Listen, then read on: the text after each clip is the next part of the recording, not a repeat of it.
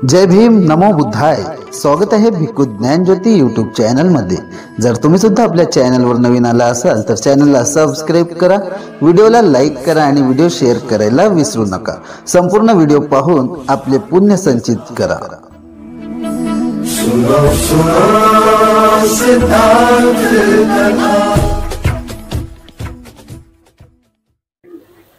गाडगे बुवाच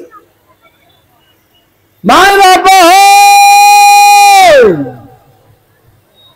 सारं जीवन पंढरपूरला गाडगे बुवांचं गेलं, सारं जीवन. पण त्या पंढरपूरच्या मंदिरात मात्र गाडगे बुवा गेले नाही. त्यांना काही विठ्ठल पावला नसेल का? माय बाप कीर्तनातला आवाज त्यांचा, देवळात देव नाही रात्र देव नाही रात, तिथं राहत पुजाऱ्याचं पोट, पुजाऱ्याचं पोट. हे कुणाला कळलं? गाडगे बुवांना. संत आणि नाही लागत त्याचा अंत म्हणतो. बाबासाहेबांच्या गाठी भेटीत झाडू मारत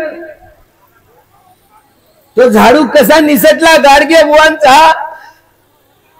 झाडू कसा निघत. अरे आंबेडकर बुवा आले, आंबेडकर बाबा आले. हे दुर्मिळ ते चित्र आहे ना. गाडगे बाबा बाबासाहेबांच्या पाया पडले आणि बाबासाहेबही गाडगे बाबांच्या पाया पडले. दोघेही बाबा. एकीकडे ज्ञानाचं शिखर आणि हे लोक जागरण करणारा हा संत आणि नाही लागत पंत. त्याचा सूरज बदलला. बाबासाहेबांच्या भेटीनंतर त्यांचा सूरज बदलला. बाबासाहेब बोलले, गाडगे बाबा मी या देशाला भगवान बुद्धाचा धम्म देऊ इच्छितो. हे माझं उचललेलं पाऊल योग्य राहील की अयोग्य? गाडगे बाबा न्यायाधीश होते का? हा न्यायदान करणारा डॉक्टर बाबासाहेब आंबेडकर तरी त्या संताला मी जे पाऊल उचलतो ते खरं असेल की नाही म्हणून गाडगे बाबांचं मन टटोलतात बाबासाहेब. गाडगे बुवा काय म्हणतात? अरे बाबासाहेब आपल्यासारखा महान माणूस नाही रे जगात, नाही. तुमचं जर या देशातल्या लोकांनी ऐकलं ना, या देशाच्या मातीचं सोनं होईल. मातीचं ही सगळी जाती व्यवस्थेची उतरंड सारा किल्ला ढासळून पळेल. तुटलेली मन एक होईल बाबा. माणूस माणसासारखा वागेल, माणूस माणुसकीत येईल. हे धम्मरूपी धन या बाबासाहेबांच्या मुळे निर्माण होईल. गाडगे बाबांच्या कीर्तनाचा रंगढंग बदलून गेला. मी ज्या ठिकाणी राहतो ना, संगारामगिरीची पहाडी, 4 डिसेंबरचं शेवटचं कीर्तन त्या ठिकाणी झालं गाडगे बुवांचं. 4 त्यांनी उदाहरणं दिली. अमरावतीला वलगावला 12 गावचे लोक मिळून मोठा काला केला. 12 गावचे लाडू जिलेबी अलकंद कलाकंद अरे अरे काय काय गोडधोड. लय बामणांना बोलवलं, यज्ञ केला. किती तेल गेलं आणि तूप गेलं त्यांना त्यांचं ठाऊक. गाडगे बुवा हाती झाडू. हा पत्रावळी 12 गावचे लोक ना, पत्रावळी उचलायचं काम, झाडू मारायचं काम गाडगे बाबाचं ठेकेपत्र. सगळे जमा केलं लोक जेवणाच्या तालात. आणि एक काळ कुत्र आलं आणि त्या होम यज्ञाकडे गेलं. वरती केली टाण नंबर, सगळ्या देवांना पाजलं अमृत. अरे गोपाला गोपाला रे, गोपाला गोपाला रे, देवकी नंदन. तिकडे पोट दाखवत वरती टाण करून तो यज्ञात मुदत आहे काळ कुत्र. सारे लोक तोंडावर हात ठेवतात. जवळ आले गाडगे बुवा, कीर्तन सुरू. माय बाप हो, अरे या काळे पुत्र या तुमच्या होम यज्ञात आलं. काय मंत्र तंत्र बामणानं झुकले त्यांना ठाऊक. पण वरती टांग करून साऱ्या देवाचं अमृत पाजलं रे, त्या कुत्र्याचं वाकडं नाही करू शकले देव, तर तुमचं काय हलकवारी करणार आहे? अरे गोपाला गोपाला, तुम्हाला शिवाजी पाहिल्याबरोबर तिथे शिवाजीच्या पुतळ्यात गाडगे बुवा दिसले, बाबासाहेब पाहिल्याबरोबर गाडगे बुवा त्या बाबासाहेबांच्या पुतळ्यात मला दिसले, महात्मा फुलेंना पाहिल्याबरोबर गाडगे बुवा मला त्यांच्या पुतळ्यात दिसले. संत आणि नाही लागत अंतर. या गावात त्यांची पावलं पडली हो. तुकडोजी महाराज आले, केस होते ना, जपानला गेले आणि मुंडन करून आले, तेव्हापासून पुन्हा डोक्यावर केसच ठेवायचे नाही. माझं माणूस द्या, माझं माणूस द्या, माणसं मागत फिरले पण त्यांना माणूस काही मिळाला नाही. जपानला गेले, तुकाराम दादा आचार्य त्यांना इंग्लिश कळत होतं, MA इंग्लिश होते ते इंग्रजी भाषांतर त्यांना समजत होतं. रात्र झाली, लाईन गेली, सोन्याचे हिऱ्याचा व्यापारी तिथे आला आणि त्याची थैली तिथेच राहिली. मोठे मोठे महागडे महागडे हिरे त्यामध्ये होते. अंधार पडल्यामुळे त्या हिऱ्याचा प्रकाश दिसायला लागला. तुकडोजी महाराजांचं लक्ष, कसला उजेड आहे? भंतीनी सांगितलं हिऱ्याचा व्यापारी आलाय, त्याचा थैला आहे. अरे हजारो लोक येत गेले, जात गेले, पण त्या थैल्याला कुणी हात लावला? माझं माणूस द्या, माझं माणूस. तुम्ही आता एक कलदार जरी रस्त्यावर दिसला ना, फटकन उचलता. मी काय चोरायला गेली होती म्हणतो. बस म्हणजे संत आणि नाही लागत त्यांचा अंतर. तुकडोजी महाराज जेव्हा जपान वरून आले, महार पंचायत समितीने त्यांचा मानी नावी समाजातला माणूस, तो जर ब्राह्मण असता तर एवढं उचललं असतं त्यांना. हाती न घेता तलवार आणि बुद्ध राज्य करी जगावं. इथे एवढे लोक येत गेले पण त्या थैल्याला कोणी हात लावला नाही. त्यांना तिथे माणूस दिसला, महार समितीने सत्कार केला नागपूरवर. त्यावेळेला तुकडोजी महाराज संत आणि नाही लागत त्याचा अंत म्हटलं. ही संतांची भूमी, संतांच्या पाऊल खुणा म्हटल्या, डॉक्टर बाबासाहेब आंबेडकरांच्या पाऊल खुणा म्हटल्या. पातुर्ड्याचं बुद्रुक म्हणतात ना, खरंच बुद्रुकच आहे, सगळ्यात मोठा आहे. पातुर्ड्यातल्या लोकांनी जन्म घेतला हे दिसत आहे ना. आधी गर्दी कमी नाही होणार. डॉक्टर बाबासाहेब आंबेडकर 32 डिग्र्या ग्रहण केलेला माणूस, सर्वसाधारण व्यक्ती नाही, बोधिसत्व, ज्ञानाचं भांडार, सिम्बॉल ऑफ नॉलेज. या युगामध्ये बाबासाहेबांसारखा विद्वान नाही आहे, खरी गोष्ट आहे. गांधी मजबूर झाले, या देशातलेच नाही तर सारं जग मजबूर झालं बाबाच्या त्यांच्याकडे, सारं जग. महात्मा फुलेंनी शिवाजी महाराजांच्या समाधीचा शोध लावला. शिवाजी महाराजांच्या वरती पोवाडे लिहिले, गावागावात गाऊन दाखवले. 19 फेब्रुवारीला शिवाजी महाराजांची पहिली जयंती शिवाजी महाराजांनी केली. शिवाजी महाराजांची जयंती महात्मा फुल्यांनी केली.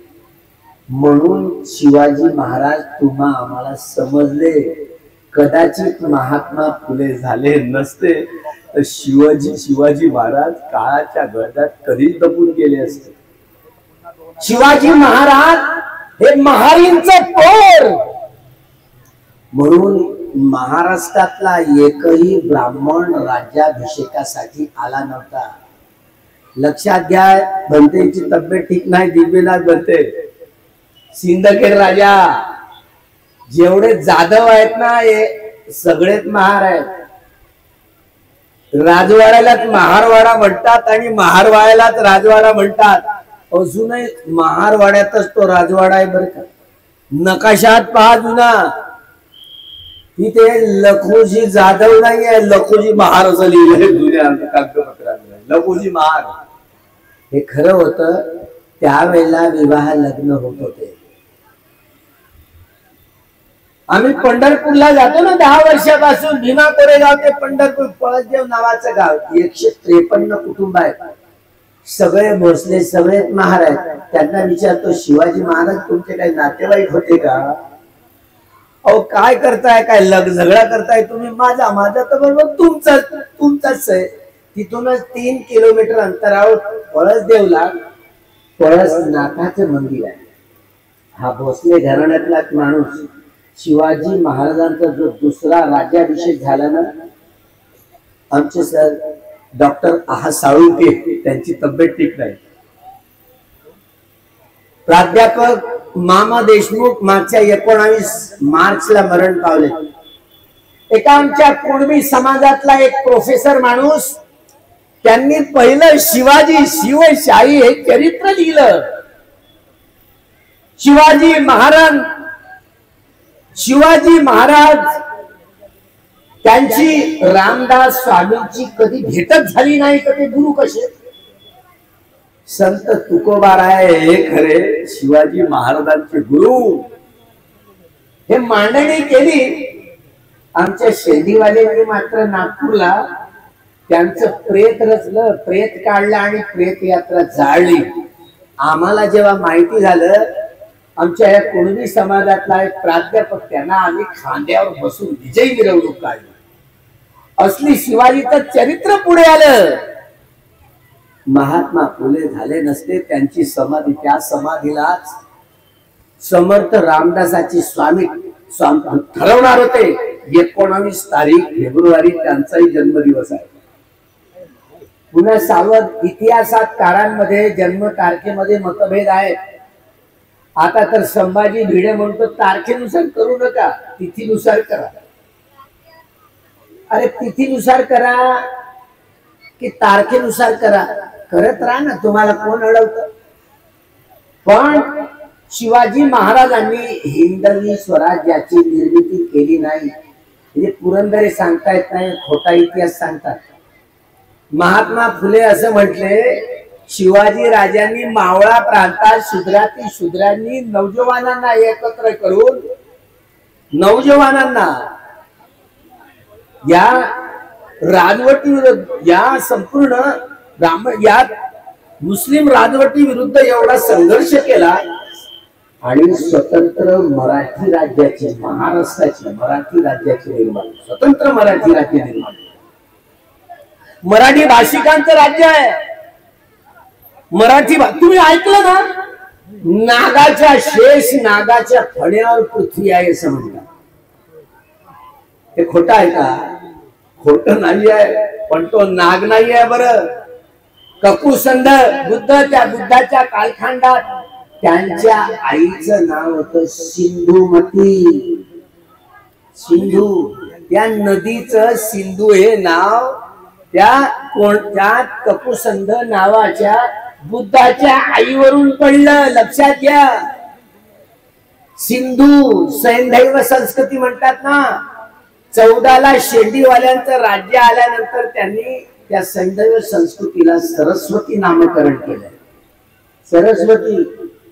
आम्ही दिल्लीमध्ये त्या गोष्टीचा निषेध केला होता, यासाठी की ज्या पुरातत्व खात्याच्या अभ्यासकांमध्ये मोहेंजोदडो आणि हरप्पा हे मोठे मोठे नगर लागले ना, नगर रचना सापडली, विवरत्ना, संडास घर, बाथरूम सापडल्या. हे नागराजांनी पुढे पुढे नागराजे झाले. त्या शेष नाग तो एक राजा होऊन गेला. शेष नाग साप नाही बरं का, तो नाग राजा होता, बुद्धिस्ट राजा होता. एवढं वलय होतं त्या कालखंडात. पण इतिहास आम्ही विसरून गेलो. आपल्याला वाटतं की ते वैदिक संस्कृतीचा तो कालखंड होता, हरप्पा आणि मोहेंजोदडो. नाही. कोणागमन, ते टिले म्हणतात ना, ते कोणागमन ककुसंध काश्यप बुद्धांचे आहेत. तिथे 7 बाई 12च्या भिक्षूंच्या कुट्या मिळाल्या, विहिरी मिळाल्या. आता जर बाबासाहेब असते ना, काय मिळाले ते माहिती आहे? आता इतिहास सज्ञामध्ये सगळ्यात भारी सासारामला डॉक्टर राजेंद्र प्रसाद सिंह पालीचे सम्राट आहेत. सगळ्या भाषेची जननी ही संस्कृत नाहीये, लक्षात ठेवा. शेंडीवाल्यांच्या हातात सगळं काही होतं ना, शेंडीवाल्यांनी आम्हाला सांगितलं की सगळ्या भाषेची जननी संस्कृत आहे. खोटं आहे. आम्ही ज्या वेळेला मोतीराम कंगाले हे आदिवासी समाजाचे माणूस, मोतीराम कंगालेंचं नाव आम्ही मोतीरावण कंगाले ठेवलंय. जेव्हा आर्यांचं या खैबर खिंडीतून आर्यांच्या अनेक टोळे आल्या, जी आक्रमण झाली, त्यावेळेला या देशाचं नावच गोंडवाना होतं. हे खरं आहे. जे सांड दिसतो, जी लिपी दिसते, ती पाली प्राकृतचं आद्य रूप आहे. ज्या आधारावर सम्राट अशोकाच्या कालखंडात धम्मलिपी उदयास आली आणि या धम्मलिपीच्या आधारावर ही पाली उभी राहिली, पुढे संस्कृत उभी राहिली. संस्कृत ही सगळ्या भाषेची जननी नाही, धम्मलिपीच्या आधारावर उभी राहिलेली भाषा आहे. सगळ्या भाषेची जननी पाली आहे. जेव्हा शेषनाग राजांनी दक्षिणेमध्ये प्रवेश केला, जिथे जे नगर वसाहती मिळाल्या, ते देवनागरी लिपी म्हणतात ना, ती नागरी लिपी नागराजांनी केली. आणि दक्षिणेत जशी पसरली, तमिळनाडू असो, केरळ असो, कर्नाटक असो, महाराष्ट्र असो, ही नागरी लिपीना नागराजांनी वसवलेली. ज्या वेळेला 25 डिसेंबर 1954 साली डॉक्टर बाबासाहेब आंबेडकरांनी देहू रोडच्या मूर्तीची, भगवान बुद्धांच्या मूर्तीची प्रतिष्ठापना करताना ते बोलले, 2000 लेण्या या देशात आहेत, त्यापैकी एकट्या महाराष्ट्रात 1700 लेण्या आहेत. बघा, 1700. याचा अर्थ काय? कुणबी, तेली, कोळी, माळी, सुतार, तांबार, लोहार, सगळ्या ब्राह्मण, सगळे आदिवासी, भटके विमुक्त, सगळे लोक हे नागवंशीय लोक. जे धर्मांतरित झालेले मुस्लिम असोत की ख्रिश्चन असोत, हे देखील या गावातले पातुर्ड्याचे हे जे मुसलमान बांधव आहेत ना, त्यांचा रक्तगट आणि आमचा रक्तगट तपासून पहा. हे सगळे महार होते बरं. या गावातले देखील मुस्लिम महार हे सगळे बांधव आहात आम्ही. या जाती व्यवस्थेच्या चटक्यामुळं या परिसरातला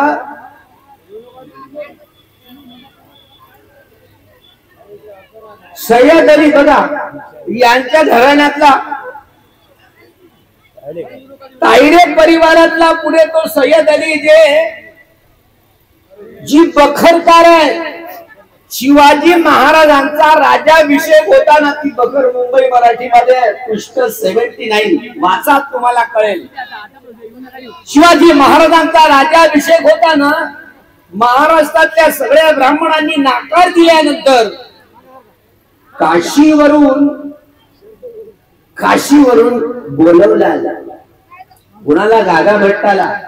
गागा भट्टाने 1 मिनिट डोळे लावायला सांगितले आणि आपल्या डाव्या पायाच्या अंगठ्याने शिवाजी महाराजांच्या मस्तकाला टिळा लावून राज्याभिषेक केला. हे लिहून आहे बरं तिथे 79 पृष्ठ नंबर 79 वाचा, तुम्हाला कळेल. त्यामुळं हा दूषित राज्याभिषेक झाला. दुसरा राज्याभिषेक झाकून आहे. तो आमच्या मामा देशमुखांना माहिती होते. मामा देशमुखांनी जो आता सदाचारी औरंगजेब लिहिलं, ते माझ्याकडे पुस्तक आहे, तुमच्याकडे नाही आहे. बघा, नागपूर विद्यापीठात अजून अप्रकाशित आहे. नागपूर विद्यापीठात यावर माझ्या अध्यक्षतेखाली चर्चा होणार आहेत. अनेक प्राध्यापक मंडळी त्याच्यावर अभ्यास करणार आहेत. 1 जानेवारी 2026 ला माझी लहानशी पुस्तिका भीमा कोरेगावला प्रकाशित होईल. शिवाजीचा दुसरा राज्याभिषेक. शिवाजी राजा लहानशा 14 वर्षाचं बाळ शंभू ज्यावेळेला महाडच्या लेण्यामध्ये येतं, 3दा त्या बुद्धांच्या प्रदक्षिणा, मूर्तीला प्रदक्षिणा, लेण्यामध्ये प्रदक्षिणा घालतात. राजकुमार शंभू बघ, हे बघ, इथे जे काही दिसतं ना आपल्याला,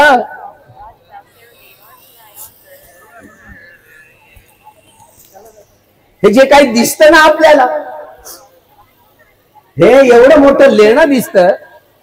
हे काचड किचड अक्षर दिसतात धम्मलिपीतले. हे समजायला मार्ग नाही. तुला संस्कृत येतं ना, तू याच्यावर काहीतरी लिही. राजांनी राज्य कसं करायचं, कूटदंत सुत्तामध्ये भगवान बुद्धांनी जो राजे महाराजे लोकांना जो उपदेश केला होता, तोच कूटदंत सुत्तातला जसाचा तसा भाग 14 वर्षाचं बाळ हे शंभू त्यांनी बुद्धभूषण नावाचा ग्रंथ लिहिला. बुद्धभूषण पुरुषोत्तम खेडेकरांनी त्याचा अनुवाद केलेला आहे, वाचा म्हणजे तुम्हाला कळेल. महाराज, ही प्रजा तुमच्या पुत्रासारखी आहे. तुमच्या पुत्राचे अन्न, वस्त्र, निवारा, शिक्षण आणि आरोग्यांच्या मूलभूत गरजांची पूर्तता कशी करताय? ही प्रजा तुमच्या पुत्रांसारखी आहे. या प्रजेच्या अन्न, वस्त्र, निवारा, शिक्षण आणि आरोग्यांच्या मूलभूत गरजांची पूर्तता तुम्ही करावी. देवो वसतु कालेन सस्य संपत्ती हेतुच हितो भवतु लोकोच राजा भवतु धम्मिको. राजा जर धार्मिक झाला तर धार्मिक राजाने केलं म्हणून 5 माणसं त्यांनी लंकेला पाठवली शिवाजी महाराजांनी. पण मोरोपंत पिंगळे यांनी मात्र ती 5 माणसं कुठे ठेवली याचा अतापता लागूच दिला नाही. ती जर 5ही माणसं आली असती किमान वापस, तर शिवाजी महाराजांचा सगळा जो दुसरा राजाभिषेक जो लपून आहे तो माहिती झाला असता. साळुंक्यांना माहिती आहे त्यांचं स्वास्थ्य ठीक नाहीये. काही 1-2-4 महिन्यातच बघा एक ठिणगी पडणार आहे की शिवाजी राजा हा कसा बुद्धिस्ट होता. इतिहासज्ञ पुढे येत आहेत. पळसदेव नावाचा हा भिक्षू त्यांच्याकडून दुसरा राजाभिषेक झाला. पळसदेव जिथे पळसनाथाचं जे मोठं स्तूप आहे, हे नाथपंथी लोक भिक्षू होते. त्यामुळे हा लपून राहिलेला राजाभिषेक जी सगळी उदाहरणं देऊन जी पुढे 1 जानेवारी 2026 ला आपण भीमा कोरेगावला ऐकाल, ती सगळे बुकलेट प्रसिद्ध होतील. इतिहास तज्ञांमध्ये वेगळी चर्चा रमेल. नवा इतिहास घडवला जाईल. याची कारण मीमांसा करताना ज्या अर्थी भीमा कोरेगाव घडला, भीमा कोरेगावचं युद्ध जगातल्या कुठल्याही इतिहास तज्ञाला कळलेलं नाही कळलं. 1 जानेवारी 1927 ला पहिल्यांदा डॉक्टर बाबासाहेब आंबेडकर भीमा कोरेगावच्या विजयस्तंभाजवळ गेले आणि त्यांना शमन संस्कृती आणि ब्राह्मण संस्कृतीच्या इतिहासातली दरार कळून आली. इतिहासाचं संशोधन करता आलं. आमचा पराभवाचा इतिहास आहे. सम्राट अशोकाचा पळनातू सम्राट शेवटचा हा मौर्य राजा बृहद्रथ, पुष्यमित्र शुंग हा ब्राह्मण सैन्यामध्ये दाखल झाला, विश्वास संपादन केला. आणि ज्या दिवशी सम्राट अशोकाची धम्म दीक्षा झाली तो दिवस म्हणजे विजयादशमीचा दिवस, धम्म विजय दिवस. आपली तलवार मोगली पुत्र यांच्या चरणावर टाकून 3 सरळ आणि 5 शील ज्या दिवशी ग्रहण केले सम्राट अशोकाने, तो दिवस म्हणजे धम्म विजय दिवस, विजयादशमीचा दिवस. पण याच दिवशी पुष्यमित्र शुंगांनी हा सेनापती झालाय आणि या सगळ्या एकाच वेळेला तलवारी एकदम लगटल्या चालल्या आणि दोन्ही हात वर केले. बृहद्रथाने सारी शस्त्र हिसकावून घेतली. 15 दिवस त्याला तब्बल नजर बंद केलं. आणि ज्या दिवशी सम्राट अशोकाने एकाच वेळेला 84,000 महास्तूपांमध्ये भगवान बुद्धांच्या धातूंची प्रतिष्ठापना करून या साऱ्या जम्बूद्वीपामध्ये बाहेर एकाच वेळेला पूजा केली, तो दिवस या 84,000 महास्तूपाची पूजा करण्याचा दिवस दीपदानोत्सव. तेल पजोतन तेलाचे दिवे प्रज्वलित करून 84,000 महास्तूपांमध्ये भगवान बुद्धांच्या या धातूंची पूजा करण्यात आली. एका तो दिवस म्हणजे दीपदानोत्सव. हे अजूनही तुम्ही पाटण्याला जा, बिहारची राजधानी जुनी पाटलीपुत्र म्हणून ती होती. सम्राट अशोकाच्या कालखंडात जगात सगळ्यात मोठं शहर होतं पाटलीपुत्र. तिथे जे अभिलेख लिहिलेले आहेत त्या अभिलेखामध्ये हे लिहिलेलं आहे, कार्तिक अमावस्येच्या दिवशी जे दिवाळी आहे ना, तो आपला सण आहे बरं. जे लोक हे 84,000 महास्तूपाचे ठिकाण निवडले गेले त्यापैकी एक पंढरपूरचं ठिकाण होतं. लक्षात घ्या. 3ऱ्या महासंगायनानंतर मोगलीपुत्र तिष्य यांच्या निवडीवरून महाधम्मरक्षित नावाचे हे यवन भिक्षू, ग्रीक भिक्षू, जे अर्हत भिक्षू स्थविर होते, त्यांना महाराष्ट्रामध्ये या चंद्रभागा नदीच्या काठावर जे विहार पायाभरणी पासून ते भगवान बुद्धांच्या मूर्तीची प्रतिष्ठापना होईपर्यंत महाधम्म रक्षित या अर्हक स्थविर भिक्षूंकडून त्याची संपूर्ण पूजा झाली, बांधलं गेलं. एवढंच नव्हे तर ते पंढरपूर हे नाव, पौंडरिक हे पहिलं नाव होतं, नंतर वस्ती, नंतर शहर वसलं. ते याचं नामकरण मोगली पुत्र तिष्य यांच्या आदेशावर महाधम्म रक्षित जो टोप आहे ना, विठ्ठलाचा टोप म्हणतो, तो टोप यवन देशातून आणला. हे महावंश मध्ये पृष्ठ 183 वर तुम्ही पहा, एवढे मोठे पुरावे आहेत. त्रिपिटकात अनुपिटकातला भाग, ज्या या आधारावर तो टोप आहे ना विठ्ठलाचा, तो टोप यवन देशातून, ग्रीक देशातून आणलाय. हे जसंच्या तसं चित्र सांचीच्या स्तूपावर आहे बरं. जसा पंढरीचा विठ्ठल, हा विठ्ठल दुसरा तिसरा कोणी नसून बुद्धच आहे हे मी सिद्ध करून दाखवण, असं बाबासाहेब बोलले होते. आम्ही मागण्यासाठी नाही चाललो, 10 वर्षापासून आम्ही सिद्ध करून देण्यासाठी चाललो. आता ते अवलोकित स्वराची मूर्ती मिळाली ना, तसे शेंडीवाले म्हणतायत विष्णूचा अवतार आहे म्हणून. ते अवलोकितेश्वराची मूर्ती मिळाली पंढरपूरच्या मंदिरात, सगळे साधू संतांनी वर्णन केलेली आहे. ही बुद्धाची मूर्ती आहे, हे बुद्धाचं विहार आहे. तुम्ही चारही बाजूला पहा ना विहाराच्या, भगवान बुद्धाच्या एकदम सेंटर मध्ये मूर्ती आहे. 84,000 महास्तूपांपैकी तेही एक स्तूप होत. हे 84,000 महास्तूप गेले कुठे? बाबासाहेब सांगत, याचं उत्तर केवळ बाबासाहेबांना कळालं. दुसऱ्यांना या देशातल्या इतिहासाची चुळूक लागली नाही. जे इतिहासच विसरून जातात ते इतिहास काय घडवणार? या देशाचा इतिहास म्हणजे पराभवाचा इतिहास आहे. ज्या अर्थी 2000 लेण्यांपैकी एकट्या महाराष्ट्रात 1700 लेण्या असतील, हा महाराष्ट्र 100% बुद्धिस्ट होता. कुणबी, तेली, कोळी, माळी, हा सारा ब्राह्मणेतर, आदिवासी, भटका, विमुक्त, अस्पृश्य समाज, हे मुस्लिम असोत की ख्रिश्चन धर्मांतरित झालेले एकेकाचे सगळेच बुद्धिस्ट नाग लोक होते. आणि प्राचीन काळातले हे सगळे नाग लोक बुद्धिस्ट होते. कुणब्यांना काय माहिती? बाबासाहेबांनी महाराजांची मन टटोलण्यासाठी 13 ऑक्टोबर 1935 ला नाशिक जिल्ह्यामध्ये येवल्याला मोठी परिषद बोलवली. 35,000 लोक त्या सभेला आले. जन्म घेणं हे माझ्या हातात नव्हतं, पण जगणं आणि मरणं माझ्या हातात आहे. चूक नाही, या ब्राह्मणवादी तुरुंगात मी जगणार नाही आणि मरणार नाही. त्यांनी त्यांची भीम प्रतिज्ञा 21 वर्षानंतर पूर्णत्वात नेली. नागपूरच्या दीक्षाभूमीवर 14 ऑक्टोबर 1956 ला विजयादशमीच्या दिवशी आठवण करून दिली. सम्राट अशोकाची धम्मदीक्षा ज्या दिवशी झाली, तो दिवस आता बदलायचा नाही असं बोलले. 14 ऑक्टोबर 1956 ला नागपूरच्या पवित्र दीक्षाभूमीवर डॉक्टर बाबासाहेब आंबेडकरांनी या ब्राह्मणवादी तुरुंगातून तुम्हा आम्हाला मोकळं केलं. 13 ऑक्टोबर 1935 ला त्या येवल्याच्या सभेत बोलत असताना सह्याद्री कुंड पुराणाचे दाखले दिले. आमचे मित्र प्रोफेसर मामा देशमुख हे तर त्यांना त्यांच्या हातात गेलं ना, एवढा पोट धरून खला हसायचा. हे आमचे डॉक्टर आज साळुंके यांनी वाचलाय बरं. त्याला आमच्या कुंड्याविषयी काय घाण ओकली आहे म्हणजे धर्मग्रंथात काय लिहिलं?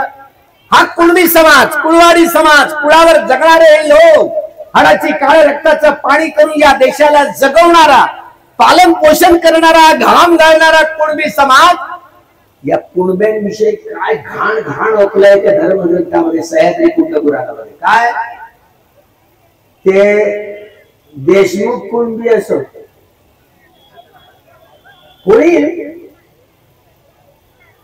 कोणी असोत ना, मराठा कुणबी असोत, देशमुख असोत, कुणी असोत, पण कुणबी होते ना.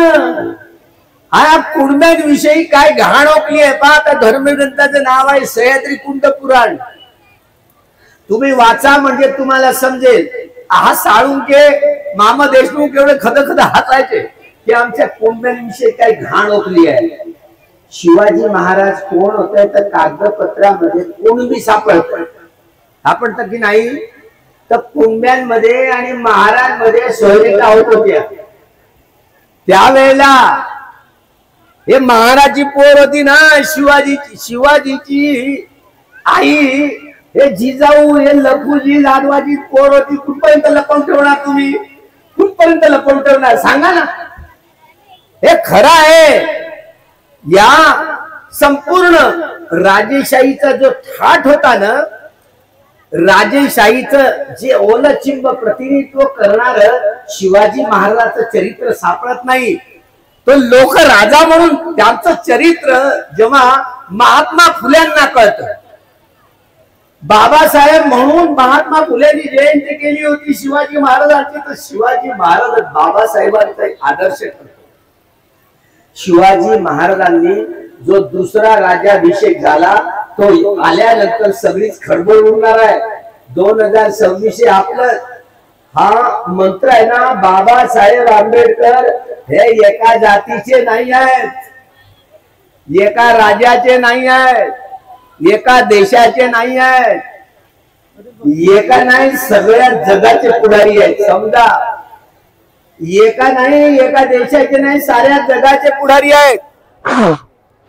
बाबासाहेबांच्या पुढे सारं जग ज्ञानाच्या बाबतीत भिकारी ठरलं, भिकारी. बाबासाहेबांनी या देशाला जे संविधान लिहिलं ना, हे संविधान शेतीवाल्याच्या पोटात दुखायला लागलं. त्यामुळे ही सगळी आरडाओरड आहे ना, पुन्हा काढला या शेतीवाल्याने ध्वना. गाणं ऐकलं की नाही? नेपाल होते. यांनी काय केलं? यांनी हे केलं की सुप्रीम कोर्टाचा एक निर्णय होता, हिंदू हा धर्मच नाही म्हणून. हिंदू हा जो शब्द आहे ना, इराणियन लोक इराणला पर्शिया असं म्हणायचे. हा पर्शियन शब्द आहे हिंदू. हिंदू या शब्दाचा अर्थ होतो गुलाम, काळा, दास, चोर, लुच्चा, लफंगा. हे कुणी वाचलं मी सांगत नाही, मी त्यांची भाषा सांगतो. कोणाचे? आर्य समाजाचे संस्थापक दयानंद सरस्वती. त्यांनी आपल्या सत्यार्थ प्रकाश या ग्रंथात असं लिहिलेलं आहे की मुस्लिम राज्यकर्त्यांनी आम्हाला दिलेली ही शिवी आहे. दास, गुलाम, काळा, चोर, लुच्चा, लफंगा. विचार करा, ब्राह्मणांनी आपल्या ब्राह्मणी धर्माचं नामांतर हिंदू केलं, हे तुमच्याही ना आमच्याही लक्षात नाही आहे. हिंदू हा शब्द संस्कृत नाही, इथला नाहीये, तो पर्शियन भाषेतला शब्द आहे. पर्शियन मुस्लिमांची राजवट इथे जेव्हा स्थापित झाली तेव्हा त्यांनी या जम्बूद्वीपाचं नाव बदलून त्यांनी हिंदुस्तान असं केलं.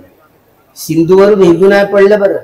सिंधूवरून जर हिंदू पडलं असतं तर आता त्या सिंधू नदीचं नाव हिंदू नदी झालं नसतं का? हिंदू नदी नाही झालं ना, अजूनही सिंधूच म्हणतात. तो सैंदैव संस्कृती, कपुसंद या बुद्धांच्या आईचं नाव सिंधू होतं, सिंधुमती. त्या नदीचं नावच सिंधू हे कपुसंदाच्या बुद्धांच्या आईवरून पडलं. लक्षात घ्या. ते टिले आहेत, ते स्तूप आहेत, 7x12च्या कुट्या विहिरी भिक्षूंच्या मिळाली. हे धम्म संस्कृतीचं वैभव आहे, नगर संस्कृतीचं वैभव आहे, ज्यामध्ये आर्य संस्कृतीचा इतिहास काहीच नाही. आज समजा आम्ही या देशातले मूळ रहिवासी आहोत ना. गो म्हणजे पृथ्वी आणि अंड म्हणजे पुत्र, भूमिपुत्र आहोत ना आम्ही सगळे. या देशाचं नावच गोंडवाना होतं. ती भाषा पाली प्राकृतचं पहिलं हे वचन आहे. ज्या वेळेला मोतीराम कंगाले आम्ही ज्यावेळेला गेलो होतो हडप्पा मोहेंजोदडो सगळे संशोधन करत, ती अक्षर. आणि आता दक्षिणेमध्ये या अमरावती राजधानी आहे ना आंध्र प्रदेशातील, तिथे जे शिलालेख मिळाले, त्या शिलालेखावर धम्मलिपी सम्राट अशोकाच्या कालखंडातली आणि नागर लिपी, केवढे गोल गोल छान अक्षर आहे. हे आताचे दक्षिणेतले तामिळनाडू असो, केरळ असो, कर्नाटक असो, महाराष्ट्र, हे सगळे नागलिपी, नागराजांनी विकसित केलेली नागरलिपी पुढे शेंडीवाल्यांनी देवनागरी म्हणायला लागले. हे नागरलिपी आहे, नागराजांनी उत्पन्न केलेली. त्यामुळे हे धम्म संस्कृतीचं वैभव आहे. इतिहास लपून गेला. या देशात प्रतिक्रांती झाली म्हणून सगळे सणवार बदलले. बरं, हे जेवढे सण दिसतात ना ते सगळे बुद्धिस्ट लोकांचे सण आहेत. पण ब्राह्मणीकरण, सगळ्या सणांचं ब्राह्मणीकरण झालं. हे पौर्णिमा, अमावस्या आणि अष्टमीला येणारे सण सगळ्या सणा व्यवहारांचं दृढ. तुम्ही आता शेणाचा, दिवाळीच्या दिवशी शेणाचा स्तूप बनवताय का घरी? बंद झालं. अजूनही आमचे बांधव आहेत ना, कुणबी, तेली, माळी, कोळी घराच्या अंगणात शेणाचा स्तूप बनवतात, रांगोळ्या घालतात, त्याच्यात तेलाचे दिवे लावतात, पुष्प ठेवतात, पूजा करतात. हे जे 84,000 महास्तूप ज्या ठिकाणी बांधले होते, जे लोक गेले ते गेले. मोगली पुत्तानी तिसानी असा आदेश दिला, आपल्या घराच्या अंगणात रांगोळ्या काढा आणि स्तूप बनवा, शेणाचा स्तूप बनवा, तिथेच घरी पूजा करा. हा दीपदानोत्सव तेल पजवतन घनसार पधीती नदी पेन तम धनसी नाती लोक दीपं संबुद्धं पूजी आम्ही तमोरुद. युगायुगाचा अंधकार संपवून टाकणारे स्तूपांची पूजा होती.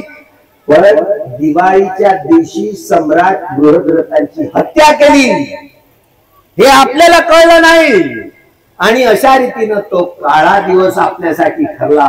पण 84,000 महास्तूपाची ज्या दिवशी पूजा केली तो दिवस म्हणजे हा दीपदानोत्सव.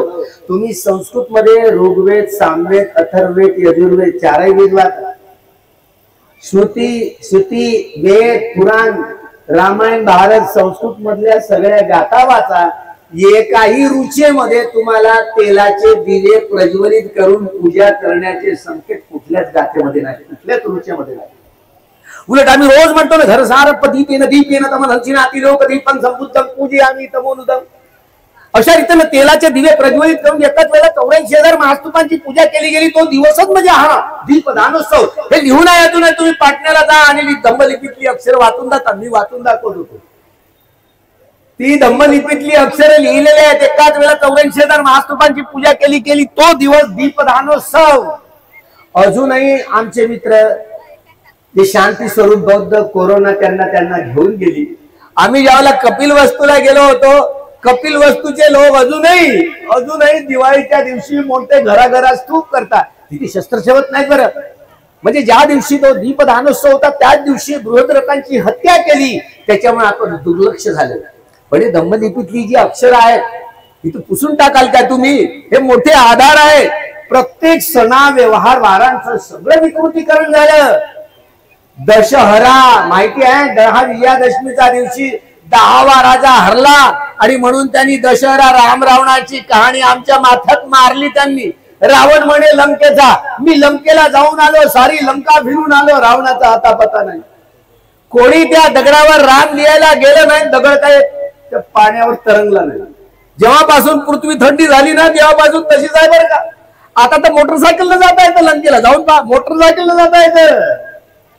बाबनाचं सांगणं आणि तुमचं आमचं ऐकणं, त्यामुळं साऱ्या इतिहासातच नाही साऱ्या जगाचं वाटोळं करणारी जमात. पण याचा अर्थ असा नाही की ब्राह्मणांना तुम्ही कापून टाका, मारून टाका. बाबासाहेब किती उदाहरण. बाबासाहेबांना वाटलं ही जाती व्यवस्था तोडायची आहे ना. डॉक्टर सविता कबीर बामणी होती की नाही, सारस्वत ब्राह्मण, सगळ्यात मोठी उंच ब्राह्मण पा, आणि दुसरीकडे महार. अरे हा महार आहे पण 32 डिग्रीवाला आहे ना, सोपा आहे का? 22 वर्षाचा फरक होता हो. आम्ही तर तोंडात म्हणजे तोंडावर शिव्या घातल्या माई साहेबांच्या. आता मला आम्ही काल हात लावले. एवढं माई, तू आमच्या बाबासाहेबांना डॉक्टर मालवणकरांकडून स्लो पॉयझन देऊन मारून टाकलंयस, तोंडावर बोललो. काहीच नाही बोलली. डोळ्यात आसू होते तर कोणी टोम करते आसू काढून. काहीच नाही बोलली. ज्यावेळेला वंदना करायला लागली ती एक लाखेट राहत होते. एक बुद्धाची एका बाजूला बुद्ध, दुसऱ्या बाजूला बाबासाहेब आंबेडकर. आली, वंदना केली. बाळा, माझाच नवरा नवरे, माझाच साहेब, मला मेल्यावर काय दुःख वाटेल की आनंद होईल म्हणे. आनंद होईल म्हणे. मी किती करत सगळ्या कार्यकर्त्यांना विनंती करत होते की 16 डिसेंबरचा हा जो धर्मांतराचा मुंबईला रेडकोर्स मैदानावरचा सोहळा, तो सगळ्या कार्यकर्त्यांना सांगत होते तो ऑर्गनाइज करा. कुणी लक्ष दिलं नाही. तो एक सोहळा झाला असता, त्याचा एक वेगळं वर्ण पुन्हा उपस्थित झालं असतं. मला माहिती होतं की माझ्या बाबतीत काय होणार आहे. जे काही दस्तऐवज पडलेला आहे त्यामुळे राम मंदिराची केस बाबासाहेबांनी सांगितले, एक राम मंदिराची केस आहे ना, तू टाकशील म्हणत होत बरं. तर राम मंदिराची केस अजूनही तिच्या नावानं पेंडित पडून आहे, ती उचललीच गेली नाहीये. ते राम मंदिर नाही बरं, तिथे आता खोदलं ना, तिथे आतमध्ये तरी बुद्धांच्या स्तूपांचे अवशेष आहेत. बावरी महाविहार होतं ते नाव, बावरी महाविहार. त्यामुळे आस्थेच्या आधारावर निर्णय दिला गेला. चंद्रचूडच्या सगळ्या लिखाणाचंच वैभव होत होते आणि सारे जग थुंकत ते महास्तूप आहे.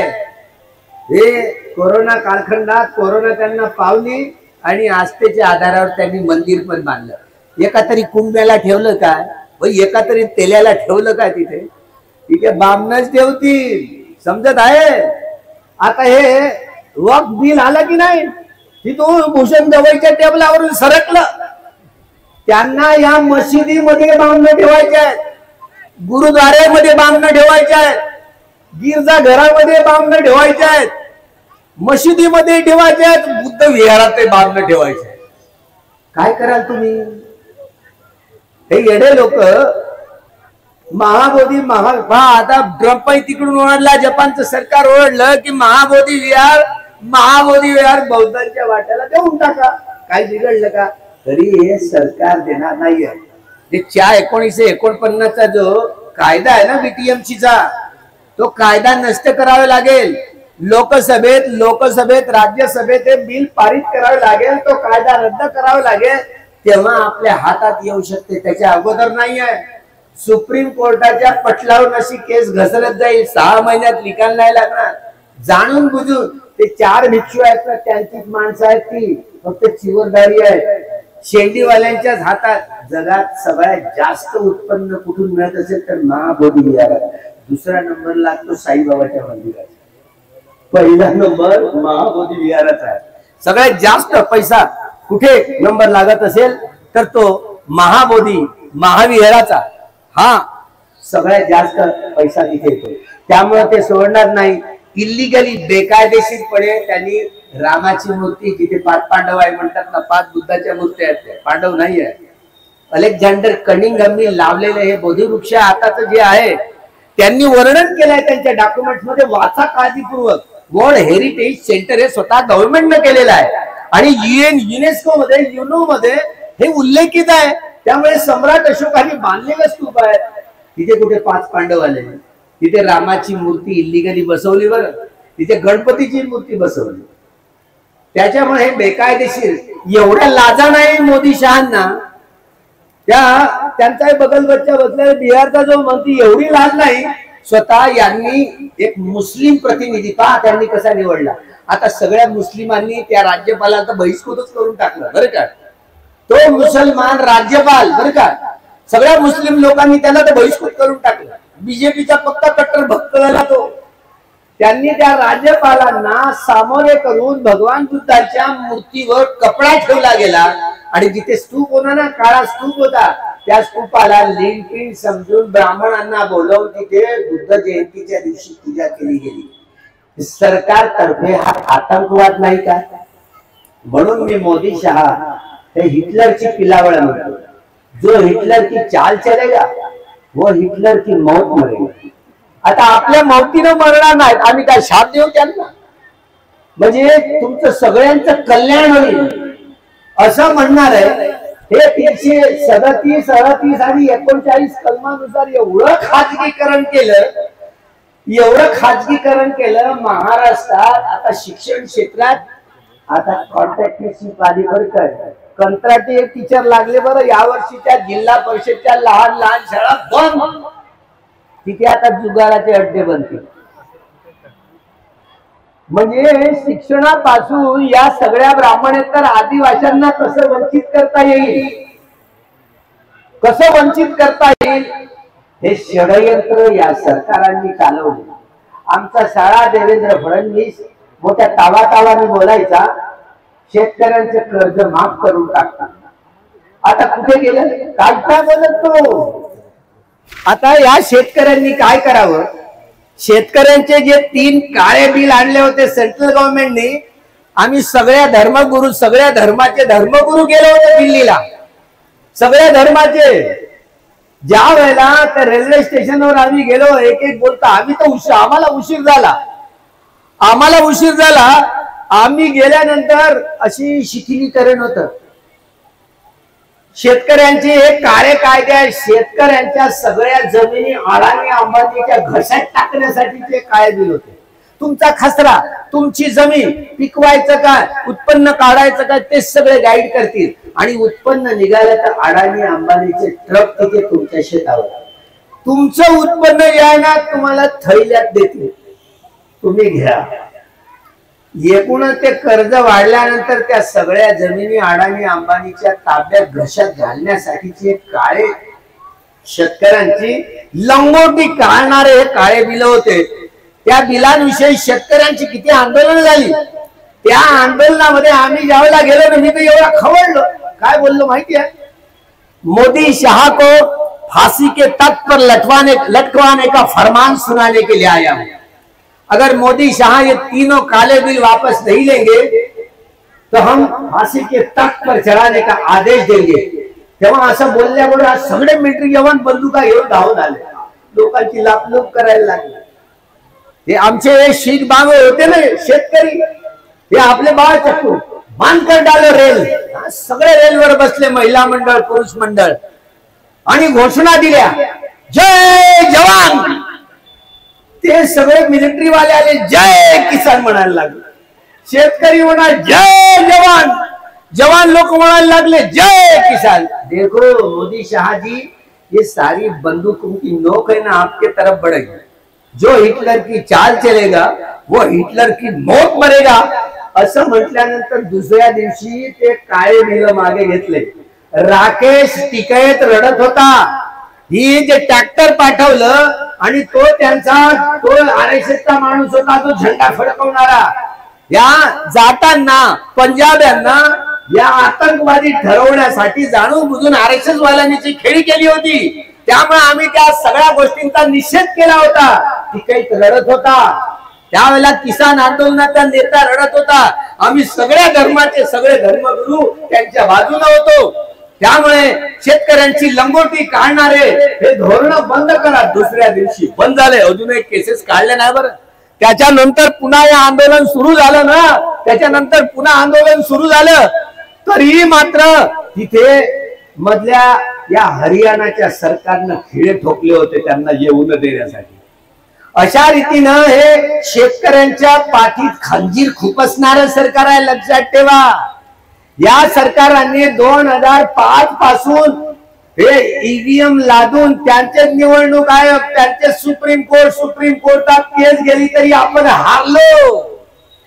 असं झालं की हे निवडणुका ईव्हीएम घेऊन हॅक करून ते 2014 पासून तर आतापर्यंत ते निवडणूक जिंकत आहेत. महाराष्ट्रातली विधानसभेची निवडणूक झाली, सायंकाळचे 6 वाजल्यानंतर 75 लाख मत पडले. कुठून आले, कसे आले, याचं उत्तर निवडणूक आयोग देऊ शकत नाही. त्यामुळे तो हिमालयात जाऊ असं बोलला. अरे आंध्र दळत कुत्र पीठ खात म्हणतं ना, तशासारखं काम. कोण बोलतं हे इलिगली सरकार आहे, ईव्हीएम सरकार आहे. ते म्हणतात आमची लाडकी बहीण पावली. लाडक्या बहिणीला विचारलं मत कुणा दिलं, पैसे घेतले म्हणजे बनतेजी, पण आपलं मत आपल्या चिन्हावर दिलं. तुम्ही सिलेंडरला मारा, पंजाला मारा, सायकलला मारा, हत्तीला मारा, तरी चाललं कमळाबाई. तुम्ही कुठेही बटन दाबा, चाललं कमळाबाई. त्यामुळं ॲलन मास्क सारखा माणूस तो हे म्हणतो जगात अशी कुठलीही मशीन नाही जी हॅक करू शकत नाही. मी दुरून कुठलीही मशीन असली तरी मी हॅक करतो. सुप्रीम कोर्टाचा सरन्यायाधीश काय सायंटिस्ट आहे का? निवडणूक आयोग काय सायंटिस्ट आहे का? वैज्ञानिक आहे? त्याला काय हळकंड कळतात? त्यांचाच माणूस आहेत ना.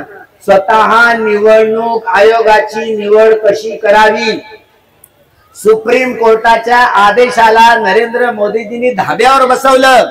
चंद्रचूड ज्यावेळेला सत्तेवर होते, सरन्यायाधीश होते, सरन्यायाधीश, विरोधी पक्ष नेता आणि प्राईम मिनिस्टर या तिघां मिळून निवडणूक आयोगाची निवड करावी. हा निर्णय बदलण्यासाठी स्वतः काँग्रेसवाल्यांना अजिबात लाजा नाही. 149 खासदारांचं निलंबन करून त्यांनी आपल्या लोकसभेत आणि राज्यसभेत बीजेपी वाल्यांनी निवडणूक आयोगाची निवड प्राईम मिनिस्टर विपक्षी नेता आणि त्यांचाच एक कॅबिनेट मंत्री बहुमतानं त्यांची निवडणूक करून कसं कायद्यात रूपांतर झालं ना. संसद ही कायदे मंडळ आहे, कायद्यात रूपांतर होतं, त्यामुळे त्या कायद्याची अंमलबजावणी करावीच लागते असं घटनादत्त लिहिलेलं आहे. तरी मात्र राष्ट्रपती श्रेष्ठ आहे, सरन्यायाधीश श्रेष्ठ आहे की संसद श्रेष्ठ आहे, आता चर्चा सुरू आहे. उपराष्ट्रपती असा म्हणाला, जाता जाता ज्या भूषण गवईची सरन्यायाधीश म्हणून शपथविधी झाला, शपथविधी झाल्याबरोबर नरेंद्र मोदी शहानी 14 प्रकारचे प्रश्न राष्ट्रपती मुर्मू यांच्या हाताने टेबलवर ठेवले. ते 14 प्रश्न घातकी आहेत, स्वतः नाही ठेवले, राष्ट्रपतीच्या हाताने ठेवायला लावले. आणि तिकडे उपराष्ट्रपती म्हणायला लागला, सुप्रीम कोर्टाचा सरन्यायाधीश असला तरी राष्ट्रपतीचा अपमान करू शकत नाही. मान अपमान करण्यासाठी ते पद स्वीकारलाय का? हे बघा, हे खरं आहे. सुप्रीम कोर्टाचा न्यायाधीश हे बजावू शकतो म्हणजे कसं? सुप्रीम कोर्टाचं लक्ष असतं, जर संसदेमध्ये, लोकसभेमध्ये, राज्यसभेमध्ये बहुमताने जरी निर्णय घेतले असले आणि ते निर्णय, ते विधेयक जर मूलभूत अधिकारांचा उच्छेद करणारे असले, सुप्रीम कोर्टाचं लक्ष राहतं. भूषण गवई, तुम्ही आता सरन्यायाधीश आहात, आता तुम्हाला सांगायला हवं, मी जर सुप्रीम कोर्टाचा सरन्यायाधीश असतो तर काय केलं असतं सांगू?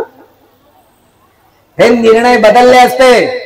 हे जे संसद निर्णय जे घेत आहेत, हे बिल देखील नाकारलं असतं. हे ऐकलं नसतं, सरकारला दोनदा बजावून सांगितलं असतं.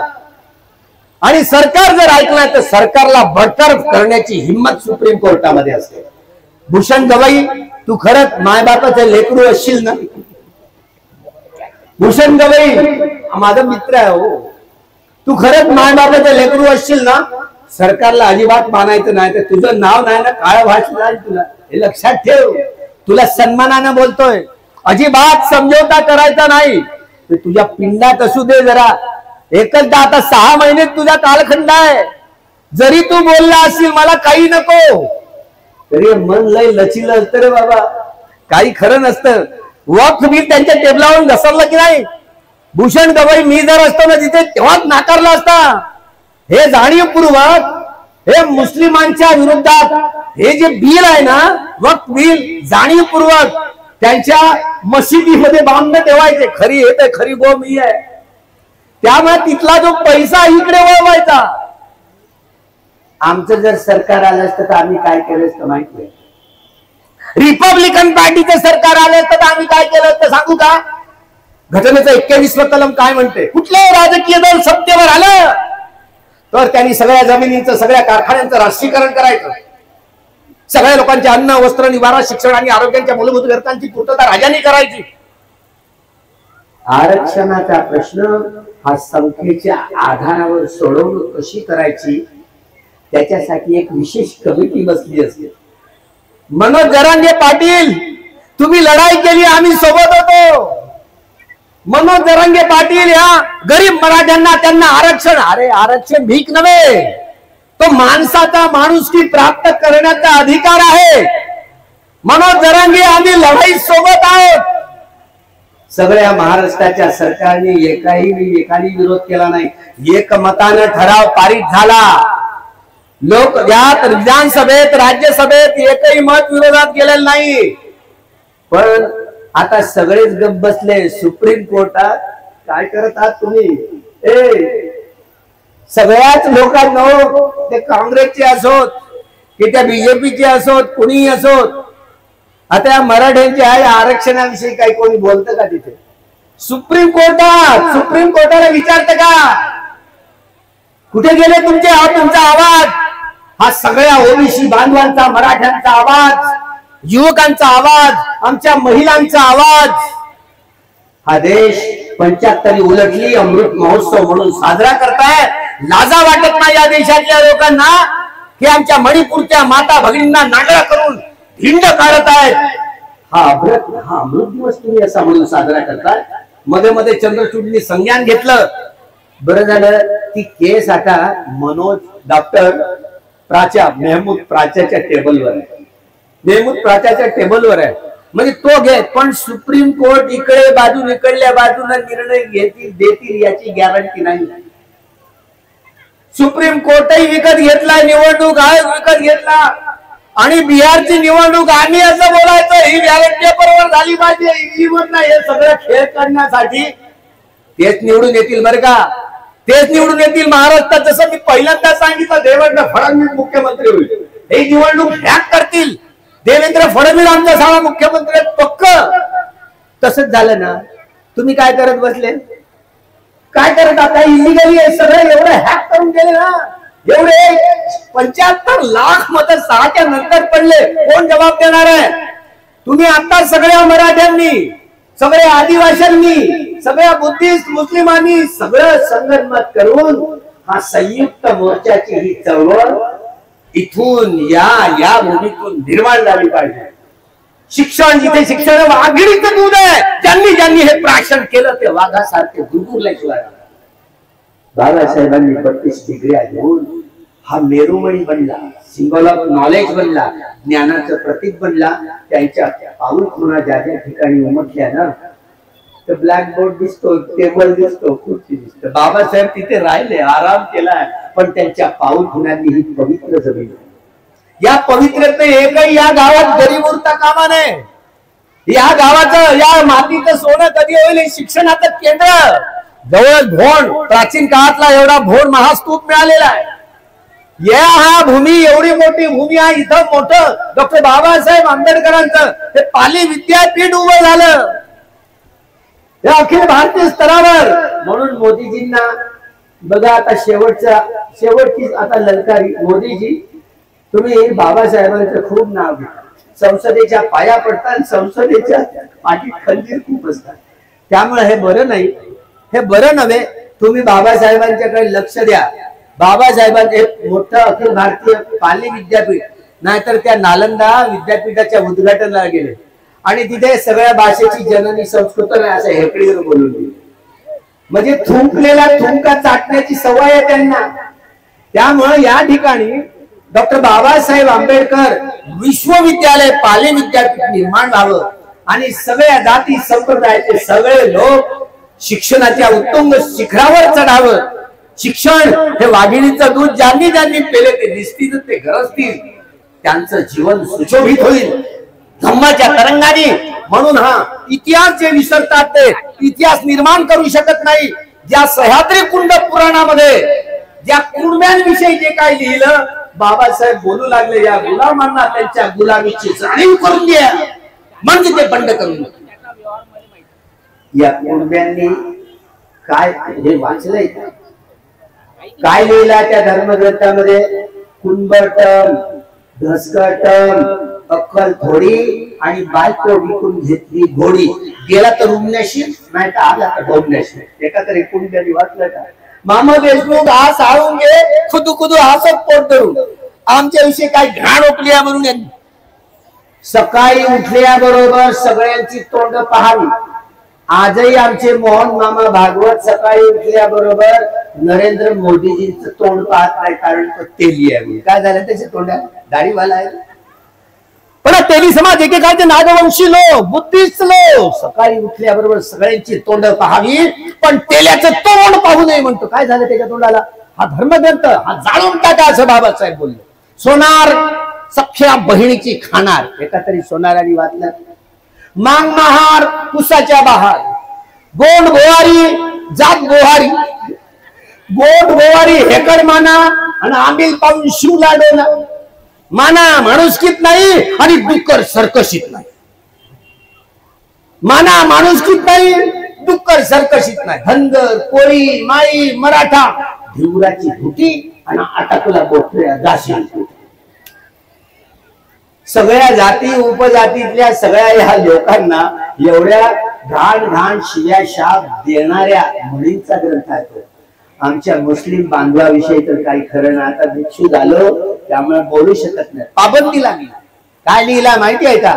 भांडा मुसलमान आणि वेळ वाची नाही बोलू शकत. एवढे घाण शब्द आहेत, मला नाही शोभत ते बोलायला. एवढी घाण ओकली आहे ज्या धर्मग्रंथांमध्ये या शूद्रांविषयी, ब्राह्मणेतरांविषयी, आदिवासींविषयी, भटकाविमुक्ताविषयी अशी निंदा नालस्ती केली असेल तर धर्मग्रंथ जाळून टाकला पाहिजे असं बाबासाहेब बोलले.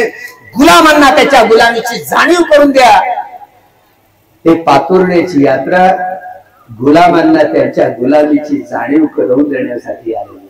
सर्वांगीण रूपानं शेतकऱ्यांचं, कामकऱ्यांचं, युवा लोकांचं, महिलांचं, सगळ्या अल्पसंख्याकांचं संयुक्त आंदोलन हे सुरू करावं यासाठी पातुर्डा जिवंत आहे. पातुर्ड्याचं एक एक घर सजव, सगळ्या घरातली मुलं सजव. आमच्या बरोबर आमच्या खांद्याला खांदा लावून आलात मनोज जरांगे पाटील. या गावाचं किती सोडणं होईल. आपण रस्त्यावर उतरूया. बुद्ध ठाणा आहे ना, हे बुद्ध ठाणा होतो. पूल ठाणा ना, पूल म्हणजे बैल. बैलाचं ठाणं नाही आहे, बुद्ध ठाणा आहे. या जिल्ह्याचं नाव बुद्ध ठाणा आहे. भवन एवढं मोठं आहे, एवढं मोठं महास्तूप मिळालेलं आहे ना. इथे पाली ही सगळ्यांची भाषा होती. मराठीतले एवढे अक्षर पालीचे अक्षर आहे. समजलं का? हे पालीचे आहे. सगळ्या भाषेची जननी पाली आहे. पण आम्ही विसरून गेलो. इतिहास जे विसरतात ते इतिहासाची काय निर्मिती करणार आहे.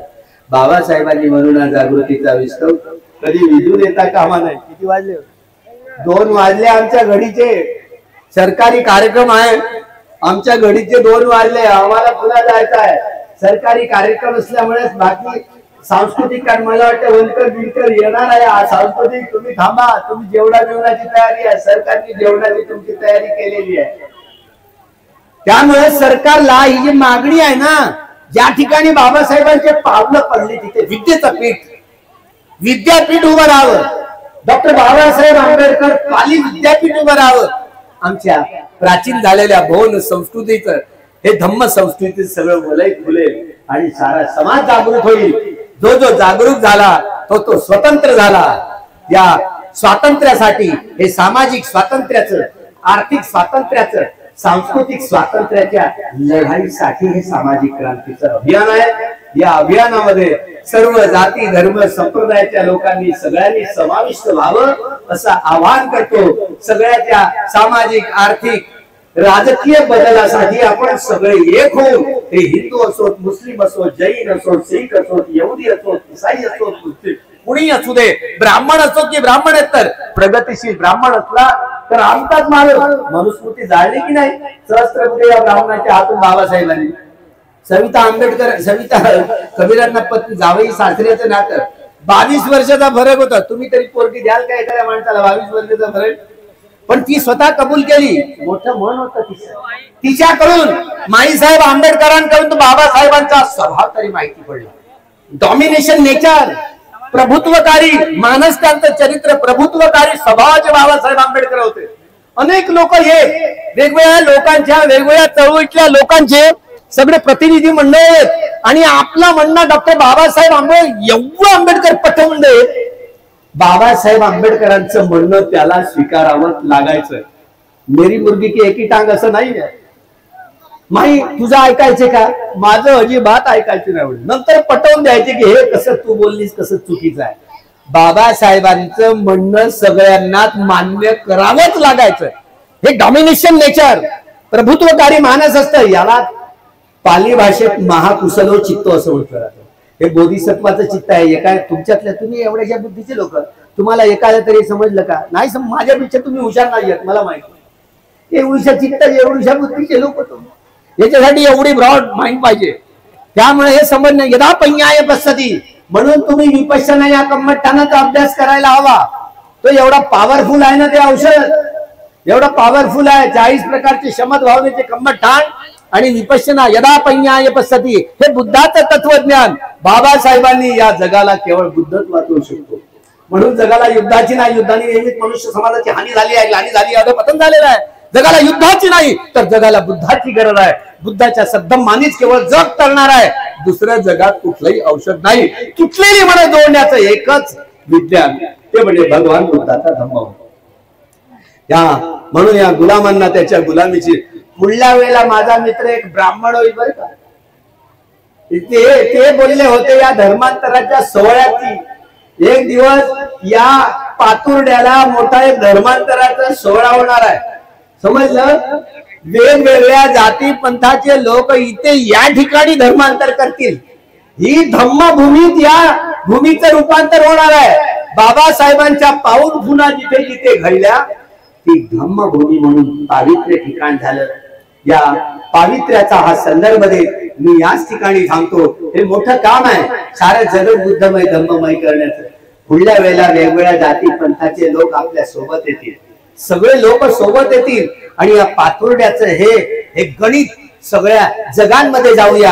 हा सगळ्या दबलेल्या लोकांचा सगळा मोर्चा सामाजिक समतेसाठी, राजकीय समतेसाठी, आर्थिक समतेसाठी आणि सांस्कृतिक समतेसाठीची ही लढाई आपण इथून सुरू करूया एवढंच या ठिकाणी आवाहन करतो. याच ठिकाणी थांबतो. बुद्ध धम्म संघाच्या प्रभावानं आपलं सर्वांचं मंगलो, सर्वांचं कल्याण भवतु सब मंगलम, भवतु सब मंगलम, भवतु सब मंगलम. असेच नवनवीन व्हिडिओसह भेटू पुढील व्हिडिओमध्ये. तोपर्यंत जय भीम, नमो बुद्धाय. सुनो सुनो सिद्धांत कथा, सत्य कथा.